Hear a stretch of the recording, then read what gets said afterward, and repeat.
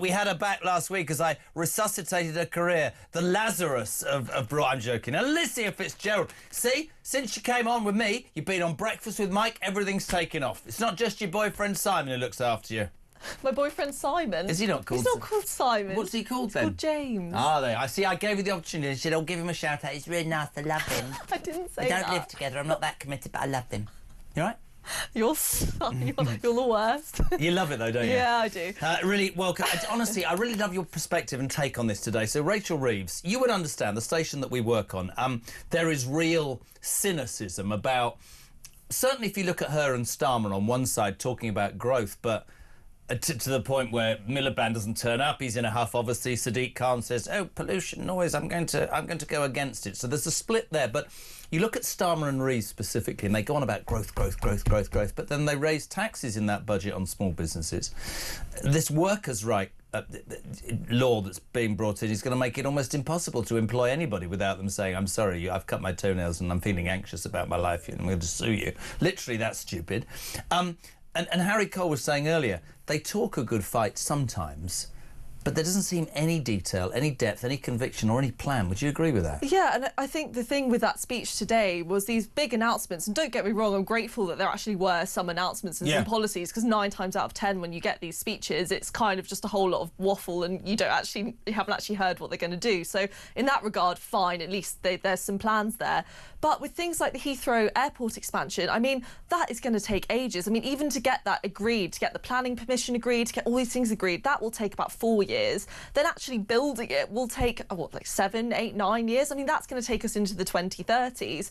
And who knows who's going to be in power when that time comes around. So, I mean, all of these things, I get that stuff doesn't happen overnight, but it's just this idea of kicking stuff down the line again. I mean, fine, in 10 years, we might have some growth as a result of this policy, but, like, we need it now. But growth, yeah, and you're absolutely right, and we said it earlier, we gave the example of Abu Dhabi and how they built the Yas Marina, the Formula One racetrack, they said 3 years, and they did it within 1,000 days. That's what they said.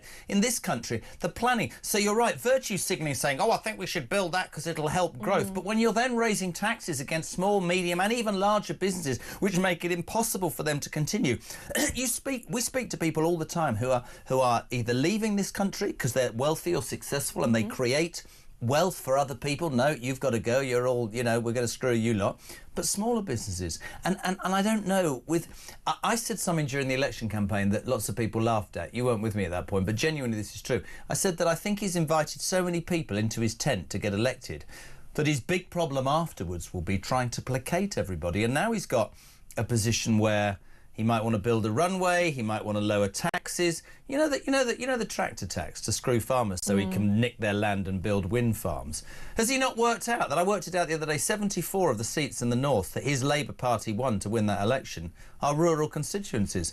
The minute all that stuff starts, the emails that those MPs, I genuinely think that he's in a position where he's promised to his own people too much, to us not enough, and I think the British people are very hacked off with the situation. I think you made a really good point. Well, you made several really good points, of course. I mean, at the beginning of what you just said, in that I think the rest was crap. Yeah, the rest of it is a lot to be desired. But you started well, and that's what counts. Right, well that'll go viral, won't it? That's because I'm 60, love. Yeah, go on, crack on.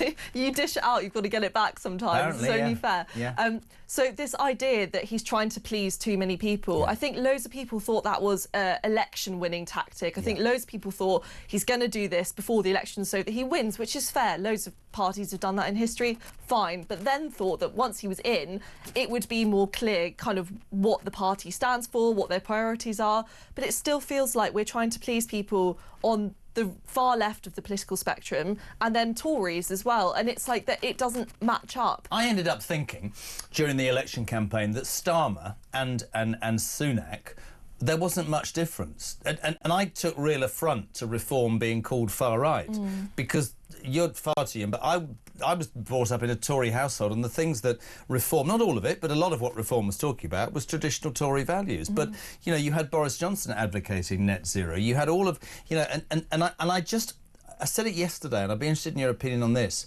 Whatever we think about the Labour government, whatever we think about what the Tories have become or what we think about Reform, I think the British public, a few years ago, were like disenfranchised, not interested. I think they're so hacked off.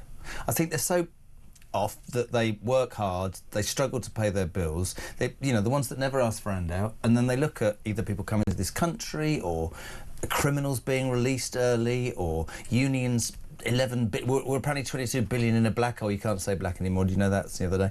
But we're going to give them a rise. And I think a lot of people are going, hold on a minute, that's not fair, that's not right. And I think politicians of all sides, if they don't start being more transparent, warts and all, they're in big trouble. I really believe that. Yeah, I think that's really fair. And I also think, just kind of in terms of optics and what Labour are trying to do, something that's a bit confusing, I think, is that you've had a go at the Conservatives for rowing back on net zero, for example. You've said that the climate needs to be a priority.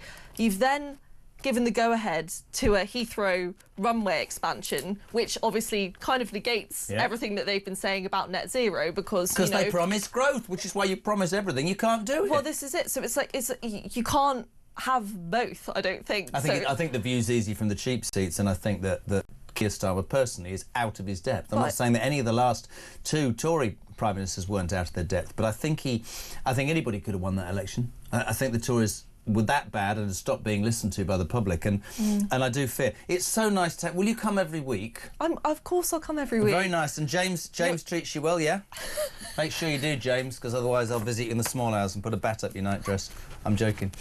He's not. You're not joking, are you? No. No, you're not. But he wouldn't be at yours because you're not living together, you're not married. That would be wrong. 10 to 5.